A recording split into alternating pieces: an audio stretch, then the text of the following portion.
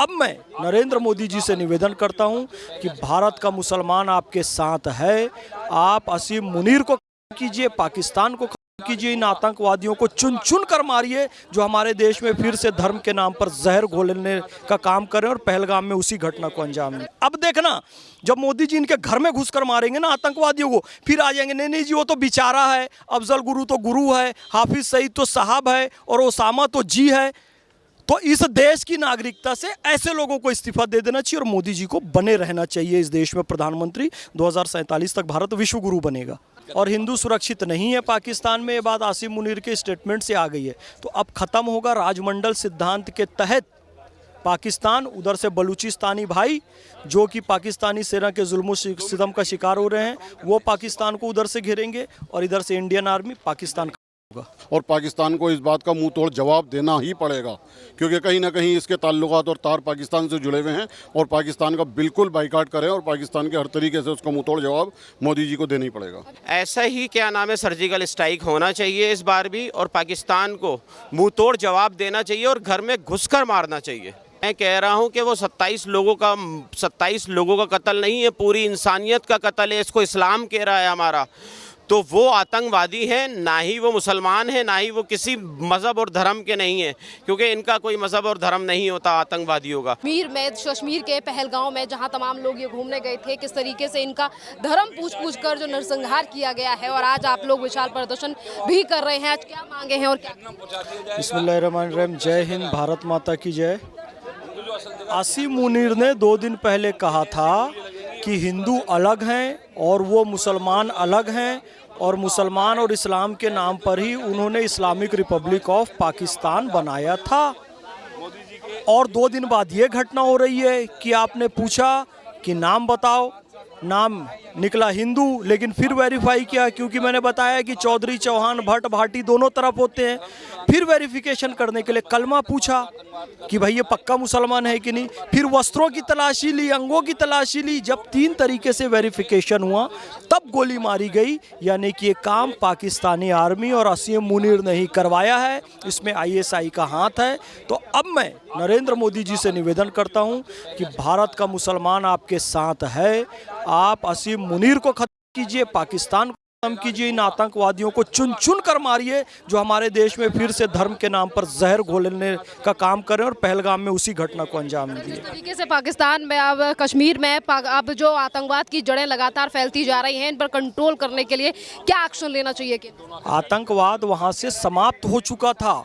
कश्मीर का युवा वैष्णो देवी में, अमरनाथ यात्रा में और टूरिस्टों की दूसरी यात्राओं में, फिल्मों के निर्माण में, सेब बेचने और अपना जो दूसरे शॉल हैं, पश्मीना शॉल हैं और दूसरे जो उनके रोज़गार के साधन हैं, वो उससे जुड़ चुका था और एक अच्छे रोज़गार की ओर अग्रसर हो रहा था। कश्मीर से आतंकवाद समाप्त हो गया था। अब फिर से कश्मीर में स्थिति बुरी हो जाए, इसके लिए हाँ, अरे बेटा परमिशन दिखाओ। अरे महाराज, हम गए थे, हमको मार के भगा दिया गया। मतलब पुलिस देखो, हमारा सहयोग, हम आतंकवाद के खिलाफ हैं। हम पाकिस्तान मुर्दाबाद कह रहे हैं, उसमें भी सहयोग नहीं दे रहे हो, अंदर प्रदर्शन करने नहीं दे। फिर यही तो दिक्कत होती है, हम किस किस मोर्चे पे लड़ाई करें। तो मैं ये कहना चाहता हूँ कि कश्मीर का युवा रोजगार से जुड़ चुका था, कश्मीर का युवा एक मुख्य धारा में आ चुका था। फिर से हमला करके, ये आतंकवादी हमला करके कश्मीर के युवाओं से रोजगार छीन लिया। अब फिर वहाँ का पर्यटन खत्म होगा, वैष्णो देवी यात्रा, अमरनाथ यात्रा प्रभावित होगी। तो कश्मीर के युवाओं को आगे आकर इन आतंकवादियों का विरोध करना होगा। सर, इसी के साथ सवाल ये भी है कि जहां एक तरफ जम्मू कश्मीर में नई सरकार बनने के बाद इस तरीके से चीज़ें जम्मू कश्मीर में हो रही हैं, वहीं दूसरी तरफ कुछ राजनेता ऐसे हैं जो आज गृह मंत्री अमित शाह और प्रधानमंत्री मोदी के स्थिति की बात। देखिए, मैं कहना चाहता हूँ, यही लोगों ने क्या किया था, आतंकवादियों के समर्थन में वकील खड़े किए थे। भाई आपने ये कसाब हो गया, याकूब मेमन हो गया, या फिर अभी तहूर राणा के समर्थन में इन्हीं लोग तो वकील खड़े कर रहे हैं ना। तो इनका कोई नैतिक अधिकार नहीं बनता है कि मोदी जी से इस्तीफा मांगे, अमित शाह जी से इस्तीफा मांगे। जो आतंकियों के समर्थन में आप लोग वकील खड़े करते हो, तुम लोग इस्तीफा दो। और इन वकील है, इन लोगों को एक्सपोज जनता के सामने करना ज़रूरी है। मोदी जी सही काम कर रहे हैं, अमित शाह जी सही काम कर रहे हैं। अब देखना, जब मोदी जी इनके घर में घुसकर मारेंगे ना आतंकवादियों को, फिर आ जाएंगे नहीं नहीं जी वो तो बेचारा है, अफजल गुरु तो गुरु है, हाफिज सईद तो साहब है और ओसामा तो जी है। तो इस देश की नागरिकता से ऐसे लोगों को इस्तीफा दे देना चाहिए और मोदी जी को बने रहना चाहिए इस देश में प्रधानमंत्री। 2047 तक भारत विश्व गुरु बनेगा। आतंकवाद पर लगाम लगाने के लिए क्या एक्शन लेना चाहिए केंद्र सरकार को? क्या कश्मीर में राष्ट्रपति शासन लगा दें? बिल्कुल, मैं तो कह रहा हूँ, देखिए लोकतांत्रिक ये सरकार है और लोकतंत्र पे मोदी जी विश्वास करते हैं, इसलिए जम्मू कश्मीर में चुनाव करवाया और चुनाव करके एक लोकतांत्रिक सरकार चुनी, लेकिन वो सरकार असफल रही। सरकार जब असफल रही, जब इतने समय से कश्मीर में कोई अटैक नहीं हुआ, जम्मू कश्मीर सुरक्षित था, और अब ये सरकार बनते ही साथ ये अटैक हो रहा है, यानी कि कहीं ना कहीं सरकार असफल है। तो राष्ट्रपति शासन लगाया जाए, मोदी जी अपने हाथ में ले लें, राष्ट्रपति के माध्यम से वहाँ पर शासन करें और आतंकवाद का और वहाँ का जो युवा है, कश्मीर का युवा, वो मोदी जी के साथ है, आम युवा, इस बात को समझ जाना चाहिए। मुफ्ती के बयानों से ऐसा लग रहा है वो कहीं ना कहीं मामले को दबाने की कोशिश कर रही हैं। जब बात हिंदुओं के मुद्दे को उठाई जाती है कि किस तरीके से हिंदुओं के नाम पूछ कर उन्हें मारा गया है, वो कह रही हैं कि बस लाइमलाइट या हाईलाइट के लिए मीडिया ऐसा कर रही है। बिल्कुल गलत बात है। अरे किसने कहा है? महबूबा मुफ्ती ने ना। महबूबा मुफ्ती और उनके परिवार के लोग आज भी जो जेवर पहन रहे हैं ना, 1990 में जो हिंदू महिलाओं से उतारा गया था, उनको मारकर उनके साथ दुष्कृत्य करके हिंदू महिलाओं के गलों से जो जेवर उतारा गया था, कानों के कुंडल खींचे गए थे, हाथ के कड़े की, वो आज महबूबा मुफ्ती और उनके परिवार की औरतें पहन रही हैं। और हिंदुओं को चुन चुन कर उन लोगों ने टारगेट किया था, कश्मीर को हिंदुओं से खाली किया था। तो वो पॉलिसी अब इनकी नहीं चलने वाली है, इसलिए मीडिया पर आरोप लगा रहे हैं, मोदी जी पर आरोप लगा रहे हैं कि जानबूझकर ये दिखाया गया है। अरे भाई, सारी वीडियो आ गई, सारे पीड़ित कह रहे हैं, हमसे नाम पूछा गया, हमसे धर्म पूछा गया, हमसे कलमा पढ़ने के लिए कहा गया, हमारे वस्त्रों की तलाशी ली गई। ये क्या है? क्लियर महबूबा मुफ्ती वर्गलाने का प्रयास कर रही है, उसकी सच्चाई खुल के आ रही है अब जनता जो धर्म पूछ कर मारा गया है और जो अलग धर्म के थे उन्हें छोड़ दिया गया, हिंदुओं को टारगेट किया गया, क्या मैसेज देने की कोशिश कर रहे हैं? बांग्लादेश में मॉडल है ये। एक रेस्टोरेंट में आतंकवादी घुसते हैं, कुरान शरीफ की आयतें पूछते हैं, जो कुरान शरीफ की आयत बताता है उसे छोड़ देते हैं, जो नहीं बता पाता है उसे मार देते हैं। फिर उस आतंकवादी को पकड़ कर पूछा जाता है तूने ऐसा क्यों किया, तो उसने कहा मेरा गुरु जाकिर नायक है।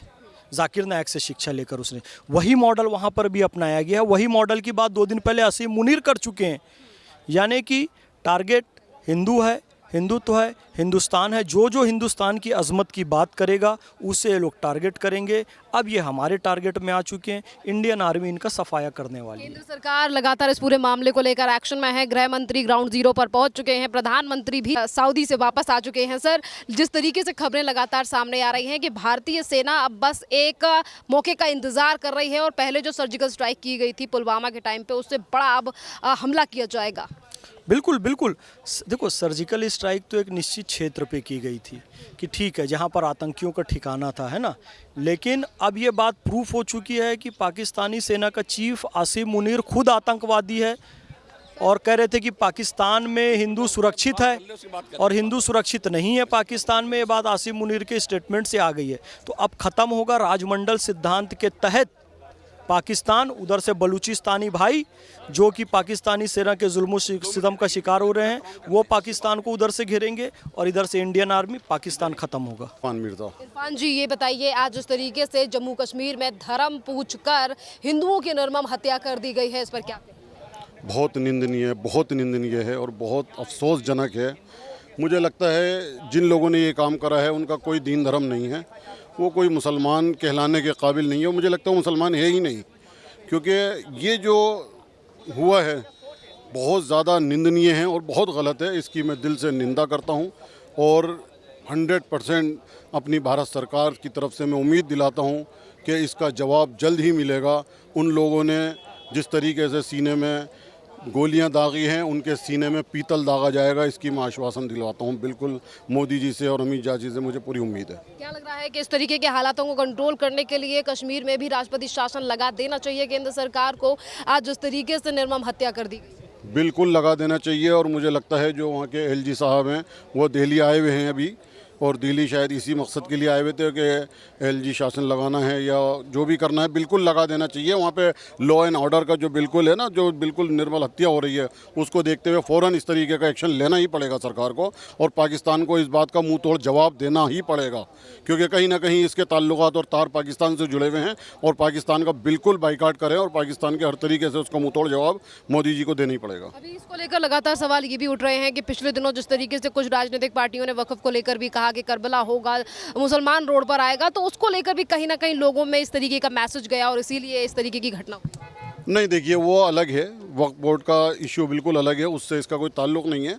और दूसरी बात यह है कि वक्फ बोर्ड जो है वो तो हो चुका, बिल पास हो चुका, दोनों सदन में बिल पास हो चुका, राष्ट्रपति से बिल पास हो चुका, अपना सुप्रीम कोर्ट में है, वो भी अभी 2-4 दिन में उसका 5 तारीख को रिजल्ट आ ही रहा है, तो उसका इससे कोई लेना देना नहीं है। लेकिन ये एक बहुत निंदनीय है, हमें बड़ा दिल से अफसोस है। मुस्लिम राष्ट्रीय मंच इसका बहुत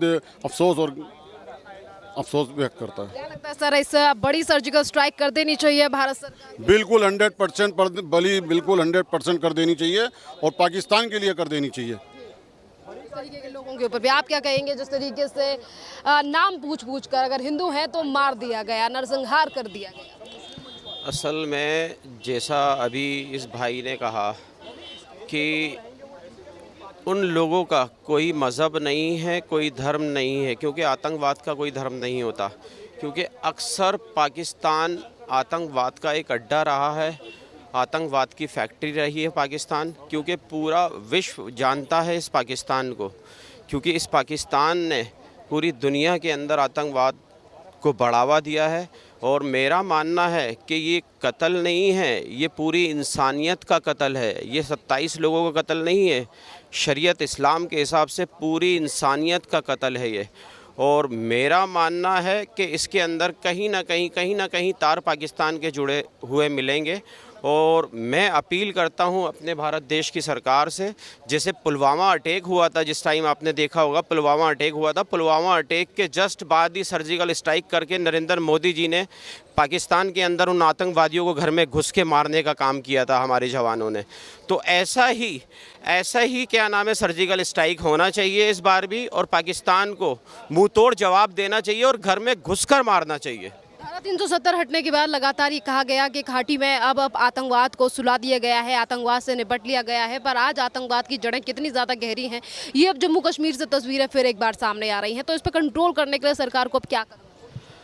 असल में सरकार पिछले 11 साल से कंट्रोल ही तो कर रही थी, आतंकवाद ख़त्म ही हो चुका था। ये टटपूंजी पता नहीं कहाँ से निकल कर आए, कैसे आए, समझ नहीं आता, एजेंसियों को भी समझ नहीं आ रहा है। अभी इसकी जांच चल रही है अभी, और इसके तार जो हैं कहीं ना कहीं पाकिस्तान से जुड़े हुए मिलेंगे। मैं देश की सरकार और आदरणीय प्राइम मिनिस्टर श्री नरेंद्र मोदी जी से अपील करता हूँ कि जैसे पुलवामा अटैक हुआ था हमारे देश के अंदर, और उसके पुलवामा अटैक के फ़ौरन बाद सर्जिकल स्ट्राइक करके पाकिस्तान को घर में घुस के मारा था, और इस बार भी इस तरीके की कोई सर्जिकल स्ट्राइक होना चाहिए जो पाकिस्तान को मुंह तोड़ जवाब देना चाहिए। जैसे कि देखिए, अभी आपने कहा कि आतंकवाद का कोई धर्म नहीं होता, पर यहाँ पर आतंकवादियों ने धर्म पूछकर ही गोली चलाई। असल में मैं फिर कह रहा हूँ, आतंकवादियों का कोई धर्म और कोई मज़हब नहीं होता। मैं कह रहा हूँ कि वो 27 लोगों का कत्ल नहीं है, पूरी इंसानियत का कत्ल है। इसको इस्लाम कह रहा है हमारा। तो वो आतंकवादी हैं, ना ही वो मुसलमान हैं, ना ही वो किसी मज़हब और धर्म के नहीं हैं, क्योंकि इनका कोई मज़हब और धर्म नहीं होता आतंकवादियों का। तो मेरा कहने का मतलब ये है कि भारत सरकार को ये मुंह तोड़ जवाब देना चाहिए इस पाकिस्तान सरकार को।